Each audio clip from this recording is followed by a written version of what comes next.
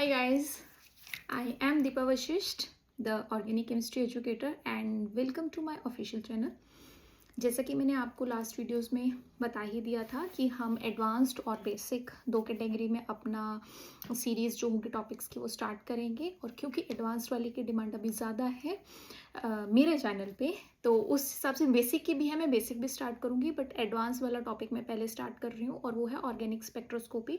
और जो student advanced सीखना चाहते हैं बट उनको ऐसे लग रहा है कि अरे हमें बेसिक भी नहीं आता है तो हम इसको कैसे करेंगे, तो डोंट वरी, क्योंकि इस टॉपिक को ऑर्गेनिक स्पेक्ट्रोस्कोपी को या एनएमआर को करने के लिए आपको बेसिक कंसेप्ट्स का आना ज़रूरी नहीं है। आप जो कुछ भी सीखोगे यहीं पे सीखोगे, चाहे वो बेसिक है चाहे एडवांस्ड है।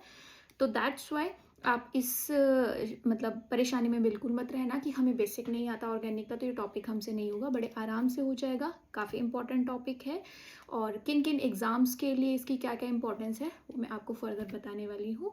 तो बिना कोई टाइम वेस्ट किए स्टार्ट करते हैं हम अपनी lecture video, first lecture video that is about organic spectroscopy. Alright, so जैसा कि हमने डिस्कस किया था कि जो हमारे पास एडवांस्ड वाले टॉपिक्स हैं उसमें हम सबसे पहले ऑर्गेनिक स्पेक्ट्रोस्कोपी को स्टार्ट करेंगे। क्योंकि हमने अपनी जो सीरीज़ स्टार्ट करनी है उसको दो तरह से डिवाइड किया है, एक बेसिक और एक एडवांस्ड में।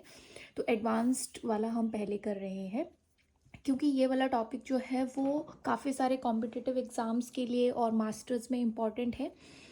तो सबका लेवल डिफरेंट डिफरेंट रहेगा, तो हम बेसिक से स्टार्ट करेंगे और फिर मैं साथ साथ में बताती रहूँगी कि ये वाला टॉपिक कौन से एग्ज़ाम के लिए या कौन से स्टैंडर्ड के लिए जो है वो ज़्यादा इम्पॉर्टेंट है। तो जैसे ऑर्गेनिक स्पेक्ट्रोस्कोपी की अगर मैं बात करूँ तो जो स्टूडेंट्स मास्टर कैडर के लिए प्रिपेयर कर रहे हैं या लेक्चरर कैडर के लिए प्रिपेयर कर रहे हैं या मेरिटोरियस के लिए प्रिपेयर कर रहे हैं केमिस्ट्री में, है ना, मास्टर कैडर साइंस वाले और लेक्चर कैडर आपके पास केमिस्ट्री और मेरिटोरियस भी केमिस्ट्री वाले, तो उनके लिए ये टॉपिक सिलेबस में मेंशन्ड है। ठीक है, इसके बाद हमारे पास अगर हम बात करें पीजीटी की या फिर कॉलेज कैडर की या फिर हम बात करें सेट की या बात करें हम नेट की, तो ये सब जगह ही ये टॉपिक जो है वो कवर होता है। फ़र्क सिर्फ इतना है कि हमारे पास यहाँ पे ये जो लेवल्स हैं ये, या फिर पीजीटी की बात हम पहले के हिसाब से कर सकते हैं, अभी तो चेंज हो गया है इसका सिलेबस। तो ये वाले जो लेवल है उसमें हमारे पास उतना एडवांस नहीं पूछा जाता है, बट जो हमारे पास कॉलेज कैडर है, सेट है, नेट है या फिर अभी जो रिवाइज्ड सिलेबस है पीजीटी का, अगर उसके अकॉर्डिंग हम बात करें तो इसमें अब हमारे पास थोड़े एडवांस टॉपिक की भी हमें ज़रूरत है। तो अभी आप देख रहे हो, और नॉर्मली भी ये जो टॉपिक है ये हमारा एमएससी केमिस्ट्री में, स्पेशली जिनकी ऑर्गेनिक स्पेशलाइजेशन में हो, केमिस्ट्री में मास्टर्स कर रहे हैं जो, उनके लिए तो ये टॉपिक है ही, बाकी नॉर्मल में भी ज़रूरत पड़ती है मास्टर्स में। तो ये काफ़ी इंपॉर्टेंट टॉपिक है, राइट। दैट्स वाई मैंने इस टॉपिक को स्टार्ट किया है कि आप इसमें से किसी भी कैटेगरी में अगर रहते हो, मतलब कहीं पे भी स्टैंड कर रहे हो, इस टाइप की कोई भी प्रिपरेशन कर रहे हो, तो ये आपके लिए बहुत हेल्पफुल होगा। ठीक है, ओके।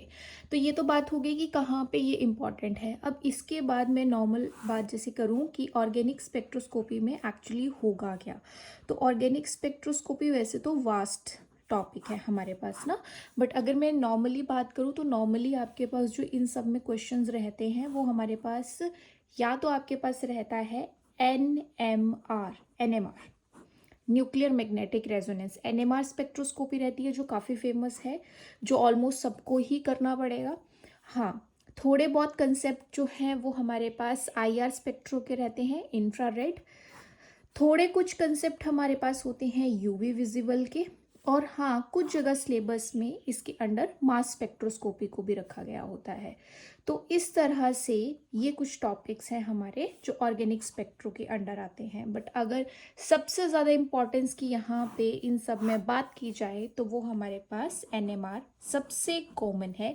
एनएमआर से question master cadre, lecture cadre, meritorious, PGT, college cadre, set, net, MSc सब जगह देखने को मिलेगा। दैट्स वाई यहाँ भी हम क्या स्टार्ट कर रहे हैं, एनएमआर। अब ये जो NMR है, ये अगर लोअर लेवल पे बात की जाए तो लोअर लेवल पे हमें सिर्फ प्रोटॉन NMR की जानकारी होना काफ़ी होता है। अगर हमें 1H NMR के बारे में पता है तो हम काफ़ी क्वेश्चंस इसके कर पाते हैं। बट कुछ जगह पे क्या होता है कि थोड़ा सा मतलब एवरेज सा लेवल होता है, बिल्कुल लो लेवल नहीं होता है, तो उसमें हमें कार्बन NMR की भी ज़रूरत पड़ती है, 13 कार्बन NMR की। चलो ठीक है, ये हो गया। बट अगर मैं बात करूँ नेट लेवल की, सेट लेवल की या फिर कॉलेज कैडर की, तो इन हायर लेवल्स में हमें एक और टाइप का NMR स्टडी करना पड़ता है, और वो हमारे पास रिलेटेड है किसके साथ? हेट्रो न्यूक्लियर कपलिंग के साथ, या फिर हम कह सकते हैं इसको कि यहाँ पे हमारे पास हेट्रो न्यूक्लियाई NMR। अब हेट्रोन्यूक्लियर NMR का मतलब क्या है कि जो भी प्रोटॉन और कार्बन के अलावा NMR शो कर सकते हैं, उनके NMR को हम हेट्रोन्यूक्लियर NMR के अंडर रखते हैं, जिसमें सबसे फेमस एग्जाम्पल्स हमारे पास रहते हैं 19 फ्लोरीन का या 31 फॉस्फोरस का। ऐसे और भी हो सकते हैं, but these two are very common and very famous, जो हमारे पास सेट के एग्ज़ाम में या कॉलेज कैडर में आराम से पूछे जा सकते हैं। इवन मेरिटोरियस में भी फ्लोरीन NMR के बारे में ऑलरेडी जिक्र हो चुका है, उसमें क्वेश्चन पूछा जा चुका है। बहुत बेसिक था, सिंपल था, लेकिन यस, इंट्रोड्यूस कर दिया गया था इसको वहाँ पे। तो इस तरीके से हमारे पास NMR के ये कुछ पहलू हैं जो हमें स्टडी करने हैं, और कौन से एग्ज़ाम में कौन सा वाला चीज़ ज़्यादा इम्पॉर्टेंट रहेगा वो मैं आपको साथ साथ में बताती जाऊँगी, जैसा मैंने पहले भी बोला है। लेकिन स्टार्ट कहाँ से करेंगे? स्टार्ट हम प्रोटॉन NMR से करेंगे। ऑलराइट, तो अब आप सब लोग मेरे साथ साथ अपने नोट्स बनाते रहेंगे, शॉर्ट नोट्स, क्योंकि सिर्फ सुनने से दिमाग में उतनी अच्छी अंडरस्टैंडिंग नहीं बैठेगी। अगर साथ में कॉपी पेन रहेगा तो बहुत अच्छे से चीज़ें बाद में याद भी रहेंगी लंबे टाइम तक, और समझ भी आ जाएंगे, और आपके नोट्स भी बन जाएंगे। राइट, चलिए, तो आप हेडिंग दीजिए यहाँ पे सबसे पहले NMR, जिसकी फुल फॉर्म क्या है? जिसकी फुल फॉर्म है न्यूक्लियर मैग्नेटिक रेजोनेंस। अब यहाँ पे 3 वर्ड्स आए हैं, न्यूक्लियर मैग्नेटिक रेजोनेंस। अब इन 3 वर्ड्स का पक्का कुछ ना कुछ मतलब है, ऐसे थोड़ी इसको ऐसे NMR बोल दिया है तो उसका मतलब क्या है? उसका मतलब कुछ इस तरीके से है, मैं आपको बताती हूँ वन बाय वन।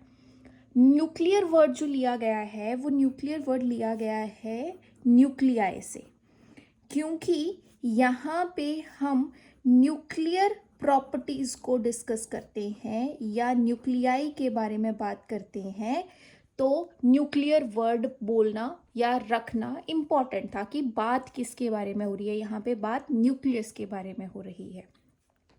उसके बाद मैग्नेटिक है, फिर रेजोनेंस है, इस पे भी आऊँगी। बट अगर कुछ लोग इस चीज़ को लेके भी कंफ्यूज हैं कि न्यूक्लियर प्रॉपर्टीज़ मतलब क्या, न्यूक्लियाई मतलब क्या, तो उनके लिए एक छोटी सी एक्सप्लेनेशन। एटम के बारे में सुना होगा आप लोगों ने, हाँ? तो केमिस्ट्री स्टूडेंट्स हो, साइंस स्टूडेंट हो, तो है ना, इससे ज़्यादा तो मैं और क्या बोलूँगी, एटम के बारे में पता है।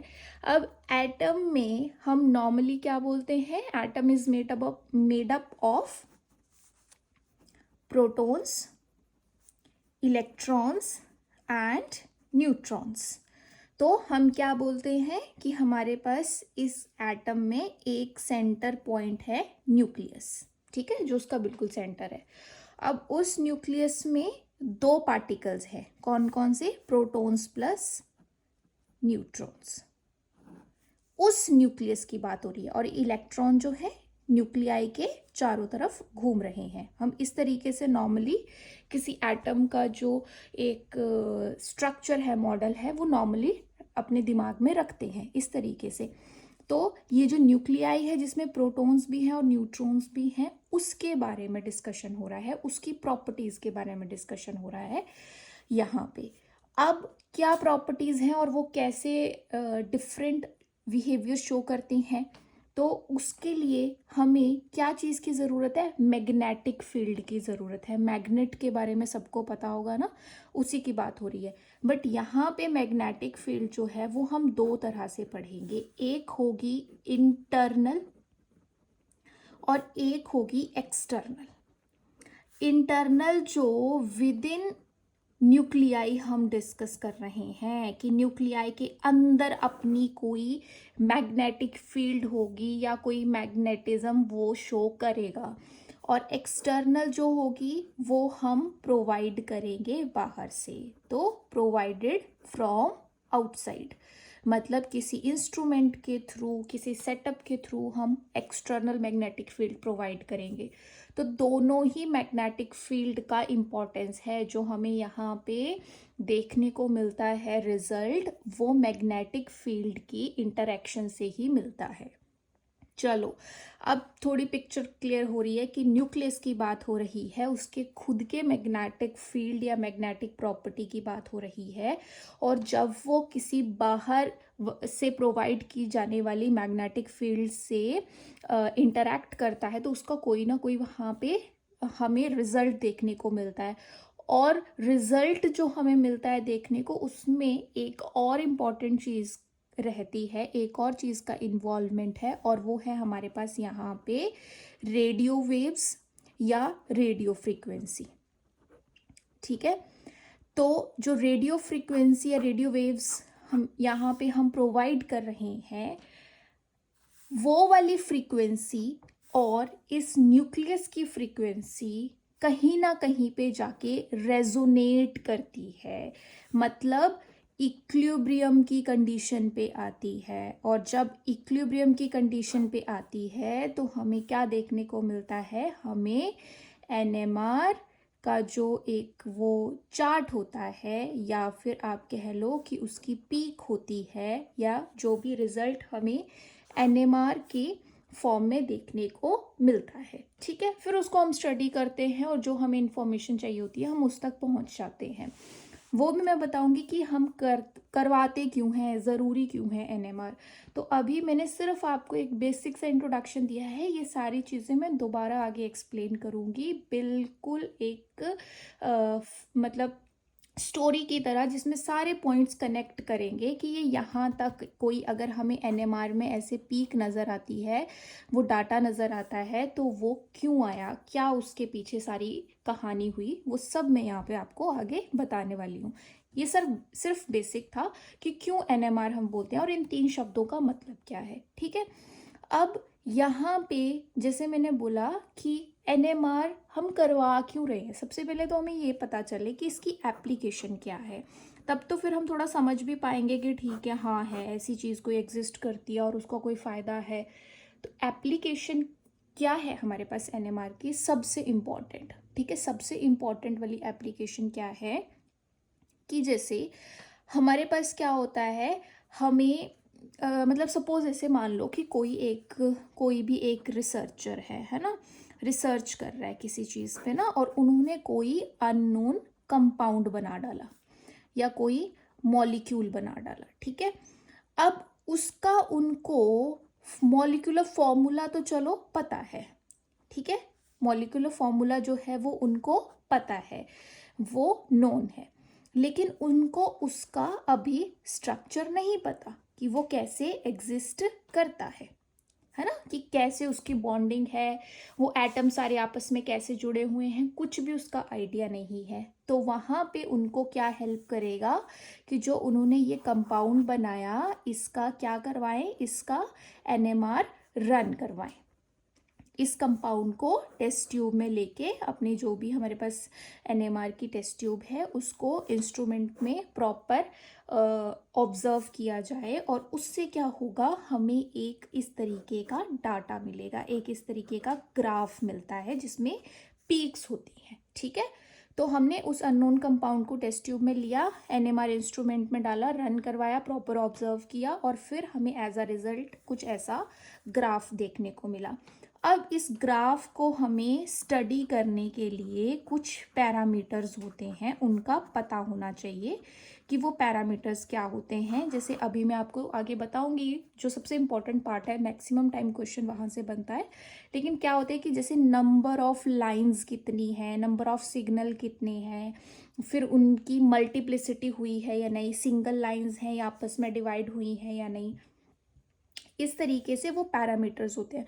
तो जो जिसको इसका नॉलेज होगा वो तो सबसे पहले वही देखेगा कितने नंबर ऑफ सिग्नल हैं, कितनी मल्टीप्लिसिटी उन सिग्नल्स की है या नहीं है, या और चीज़ें क्या हैं, एरिया रेशियो क्या है, ठीक है, कपलिंग कांस्टेंट क्या है। ये सब फिर कैलकुलेट करने के बाद उनको क्या पता चल जाता है, उस अननोन कंपाउंड का स्ट्रक्चर पता चल जाता है।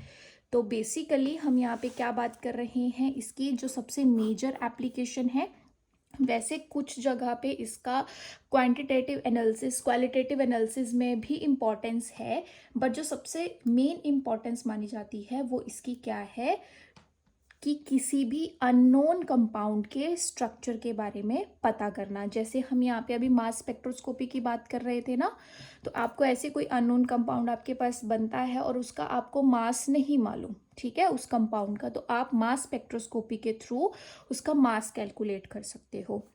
सिमिलरली जो एनएमआर है, एनएमआर से हम क्या कर सकते हैं, एनएमआर से हम किसी भी अननोन कंपाउंड का स्ट्रक्चर पता कर सकते हैं। ये इसकी सबसे इम्पॉर्टेंट एप्लीकेशन है।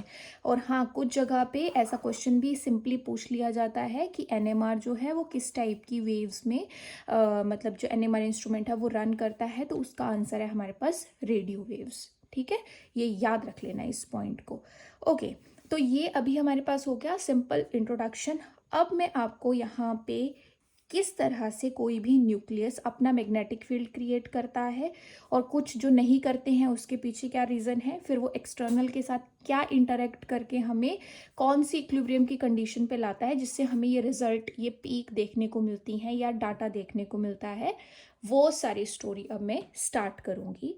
ओके, सो आई होप यहाँ तक आपको समझ आ गया होगा, और समझ आ गया है तो अब आगे की बात करते हैं, ठीक है।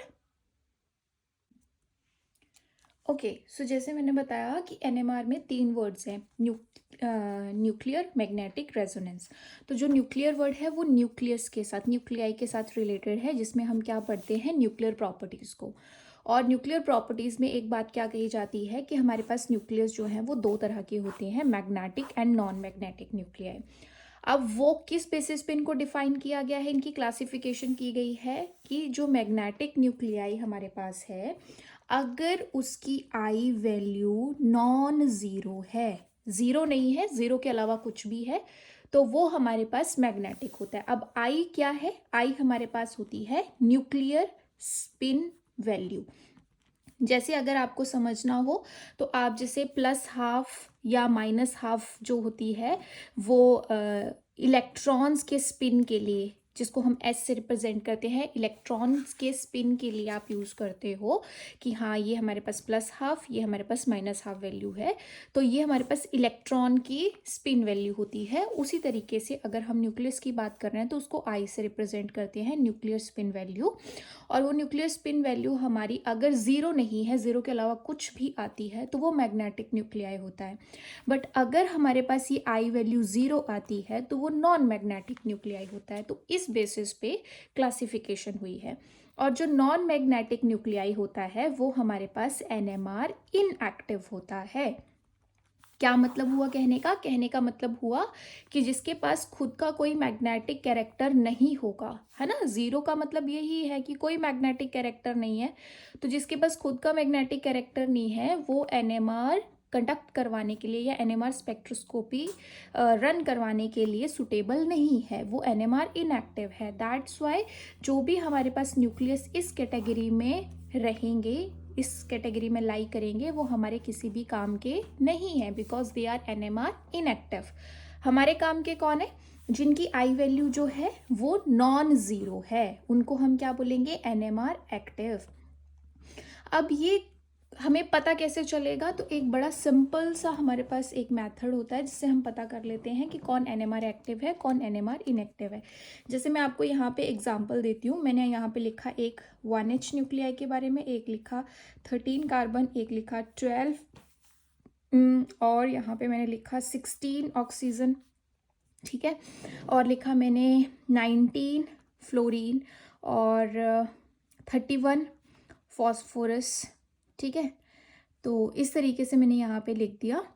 और अब अगर मैं यहाँ पे चेक करना चाहूँ कि कौन से मैग्नेटिक हैं और कौन से मैग्नेटिक नहीं है, तो एक सिंपल सी चीज़ देखनी है कि जो आपके पास यहाँ पे इसका, तो एटॉमिक मास की बात हो रही है यहाँ पे, कि जो एटॉमिक मास दिया गया है अगर वो 4 से डिविजिबल है, लाइक 1/4 है ना, 13/4, 12/4, 16/4, 19/4 एंड 31/4, और डिविजिबल कैसा है, कंप्लीटली डिविजिबल है। जैसे मैं यहाँ पे अगर मैं बात करूँ, यहाँ पे मैं बात करूँ, तो ये मेरे पास हो जाएगा 4 3 12, यहाँ पे 4 4 16, तो ये तो मेरे पास कंप्लीटली डिविजिबल है, बिल्कुल ख़त्म हो गए, है ना। रिमाइंडर इनमें हमारे पास क्या आ गया, 0। तो जहाँ पे भी एटॉमिक मास 4 से कंप्लीटली डिविजिबल होगा वो एक्टिव न्यूक्लियाई नहीं होंगे, वो हमारे पास कैसे होंगे, एनएमआर इनएक्टिव। तो मैंने क्या बोला, आप यहाँ पे लिख सकते हो एज अ नोट कि any nuclei whose atomic mass is completely divisible by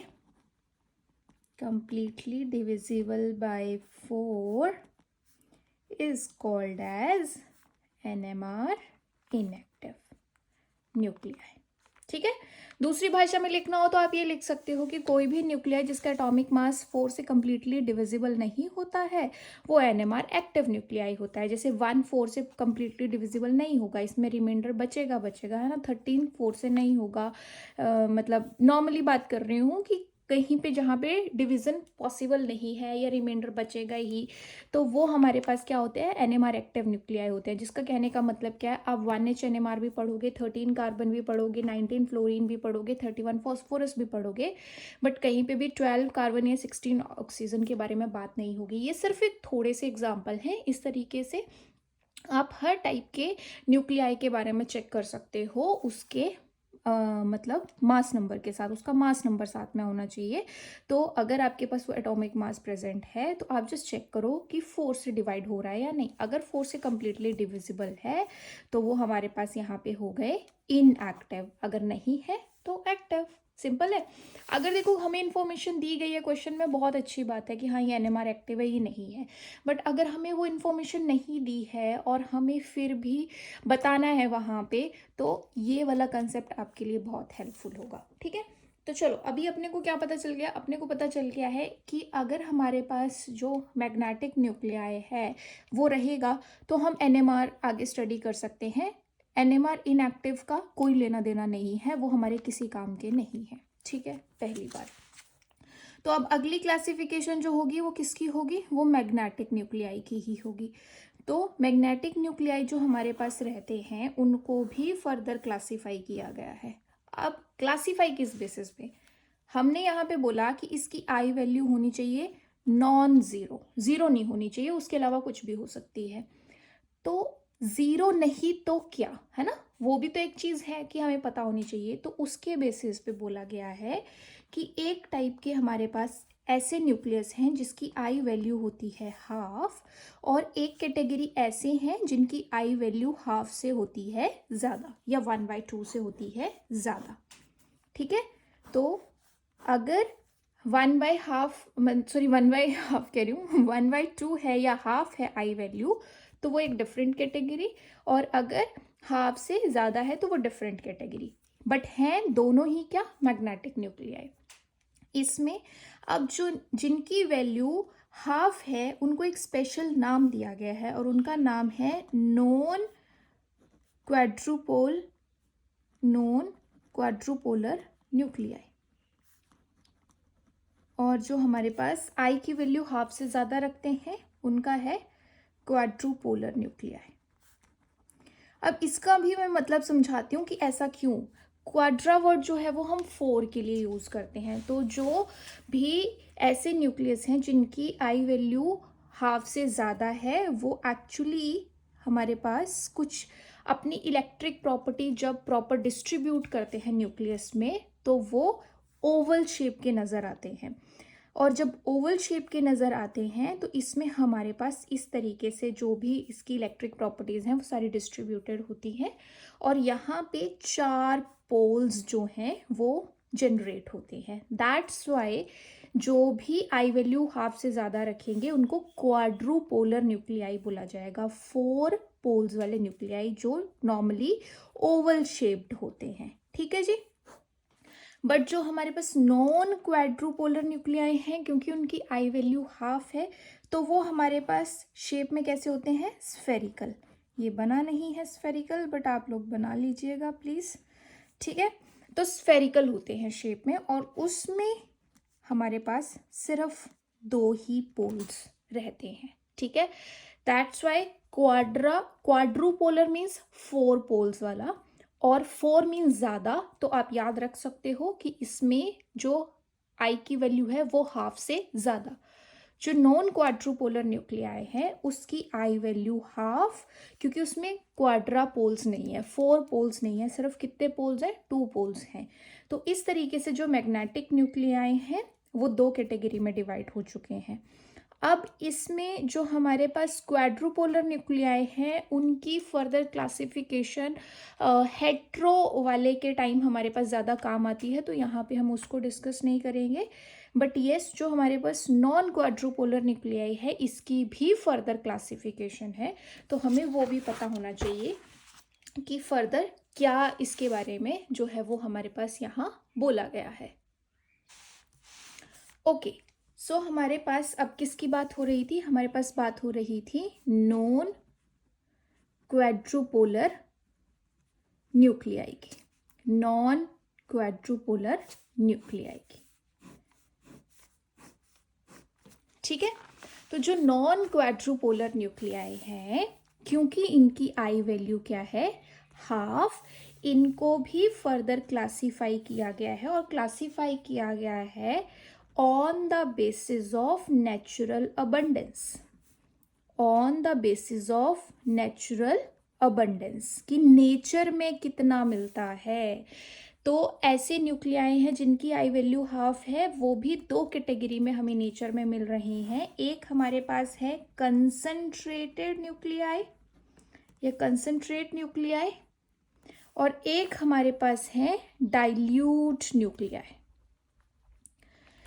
जिसका क्या मतलब है, जिसका मतलब है कि जो नेचर में ज़्यादा अबंडेंट है वो कंसंट्रेटेड न्यूक्लियाई है और जो बहुत कम कंसंट्रेशन में नेचर में मिल रहा है, देखो इस पे हमारा कंट्रोल नहीं है ना। नेचर में अगर कार्बन है, जैसे हम बात कर रहे हैं, तो कार्बन 12 जो है उसका आइसोटोप वो तो NMR के काबिल ही नहीं है ना, उसकी तो बात ही क्यों करनी।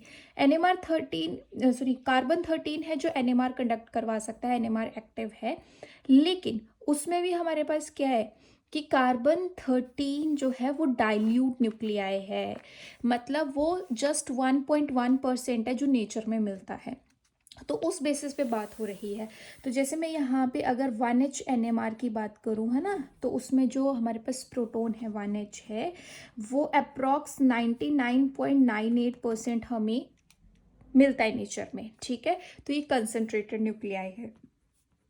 19 फ्लोरीन की बात करूँ अप्रॉक्स 100%, 31 फॉस्फोरस की बात करूँ अप्रॉक्स 100%, मतलब बहुत ही रेयर कुछ परसेंटेज होगी जो दूसरे आइसोटोप की मिलेगी, अदरवाइज हमारे पास ये कंसंट्रेटेड न्यूक्लियाई की कैटेगरी में आते हैं। ठीक है, एक तो मैग्नेटिक न्यूक्लियाई, मैग्नेटिक के बाद नॉन क्वाड्रूपोलर हैं क्योंकि आई वैल्यू हाफ है, और उसके बाद कंसंट्रेटेड न्यूक्लियाई की कैटेगरी में है।